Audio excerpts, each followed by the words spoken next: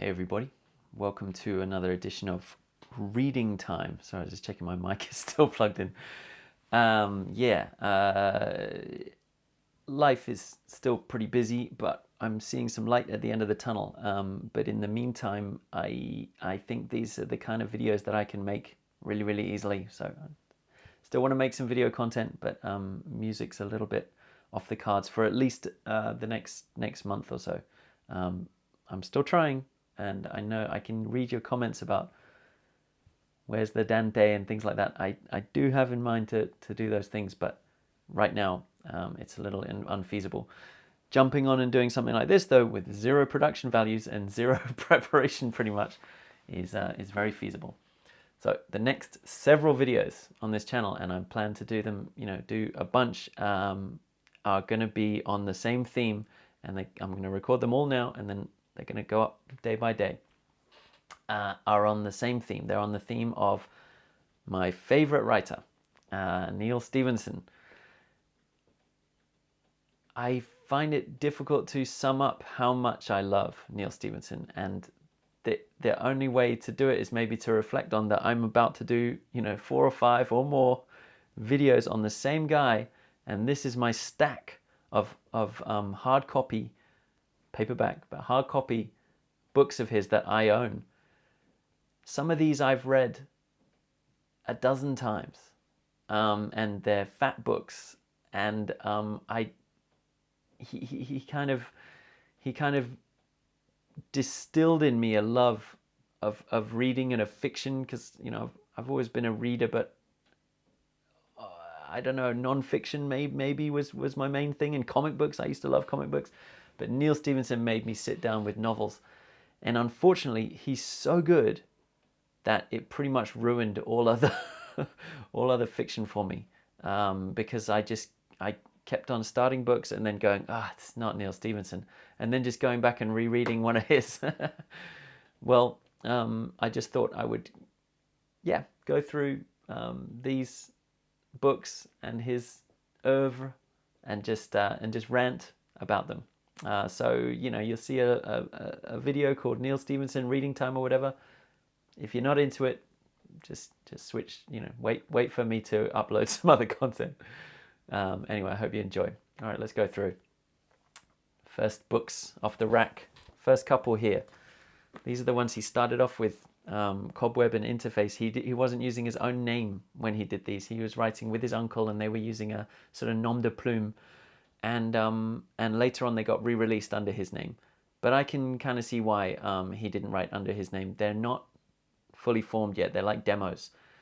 Perfectly good books, but not fully formed. This one's a bit of a rant, a sort of romp interface. It's about a presidential candidate who gets a microchip put in his head that gives him the power to kind of interface with the polls in real time, and then come up with some homespun story that can appeal to the polls, and he knows it's having an effect in real time. Okay, it's kind of a satire on the media and interfacing with politics. I enjoyed this book. When Trump came along, one of my semi-regular thoughts was just how irrelevant Trump made this book, or the concept in this book. Because if there's one thing you could say for sure about Trump, is he had no filter whatsoever, and he definitely didn't have a sophisticated microchip in his head feeding him what to say. He was a renegade when it came to what he said, and boy do I miss that guy. If Biden has one of those microchips, it's faulty, and it needs a software upgrade. It's definitely old and bumbling. But this book is slightly more relevant to the Biden era, I have to say. So for the next 3 or 4 months that Biden's in power, maybe check out this book and see. So Interface. Cobweb. Read it ages ago, can't really remember it, but it's about bioweapons. So maybe in this day and age of the unnamed virus from an unnamed source somewhere behind a great firewall, this might be more relevant. I might check it out again. But those are the books he wrote before he was using his real name. Then he got into writing his own stuff. Zodiac, perfectly good book. For me, this is a fun book. It's an environmental book, but it's very small scale, and and I don't think he quite hit his stride at this point because he's writing in the first person. Now that's a theme that I'm going to try and get into. What is it precisely I love about Neal Stephenson? Well, one of the things that I think he does brilliantly is in his later work is that he uses the third person, and he makes his narrator very witty, very, very funny, very witty, very smart, because he's very smart. And so even if he's writing a more homespun character, let's say, or a more humble character, the narrator in it is always at this angle, which is just so delightful to read, such a delightful turn of phrase. This one, first person, yeah, the character isn't that interesting. So if you're committed to the first person, you're stuck with this guy. And he's the only character that gets a look in, so you're kind of stuck with this guy all book. Not my style. That's another thing I like about Neal Stephenson's later work. So many characters, and just massive lists of interlocking personalities and protagonists in it, and so that really keeps things fresh as you're reading. So yeah, Zodiac, perfectly good book, but not the golden era of Neal Stephenson. Okay, this first video, apart from introducing the early books, is about the first book of the golden era of Neal Stephenson. And this might be the most important video of all because this is about Snow Crash, okay? It's a popular book, so you've probably read it. If you haven't, read it. It's a phenomenal book, 11 out of 10. It's absolutely fantastic. And you have to read it now for a couple of reasons. Number one, I think it's in the works to do a television adaptation of this. You know how that goes. It's going to suck. So don't be caught out by the sort of sucky, lower quality version being the predominant one in the sort of zeitgeist. Get on this, read it or reread it now before they put out a Netflix version. But the other reason to read it is just how prescient this is. This is when Neal Stephenson jumped into sort of cyberpunk. That's an awesome genre. Cyberpunk fiction, so sci-fi. And boy, he's a lot of fun in that realm. He's just so much fun. And he's so smart and so up to the minute. This book was written in the early 90s, released in the early 90s. But it contains so much of what was to come about the internet world and the tech world. So much so that they keep cribbing from it, okay? Google Earth, the program, it's kind of awesome. I love Google Earth. Cribbed from here. It's an idea that's one of the gadgets in this book. And most relevant, and the reason why there's a little bit of urgency, this rebranding of Facebook that's just come up, Meta.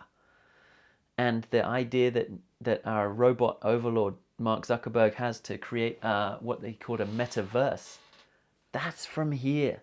That's from this book. The very word metaverse, universe, but a metaverse, that's from Snow Crash. So the tech boys, the tech bros, freaking love this book, and they love cribbing ideas from it. So what I thought I would do is just do some reading. This is reading time episode. So I'm gonna read a section of this. Now the protagonist from this, and this is really, really amusing, really wry, is called Hero Protagonist. And this section is, I wanted to read a section where it shows what the metaverse is like. And so I'm going to read it. It's a little section. It's fairly lengthy, several pages. Yeah,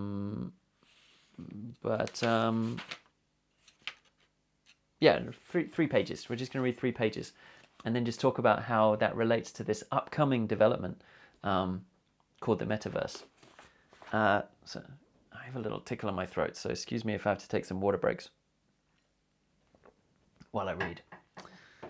Okay, let's go. This is chapter 8. His tongue is stinging. That's hero protagonist. His tongue is stinging. He realizes that back in reality, he has forgotten to swallow his beer. It's ironic that Juanita has come into this place in a low-tech black and white avatar. She was the one who figured out a way to make avatars show something close to real emotion. That is a fact Hiro has never forgotten, because she did most of her work when they were together.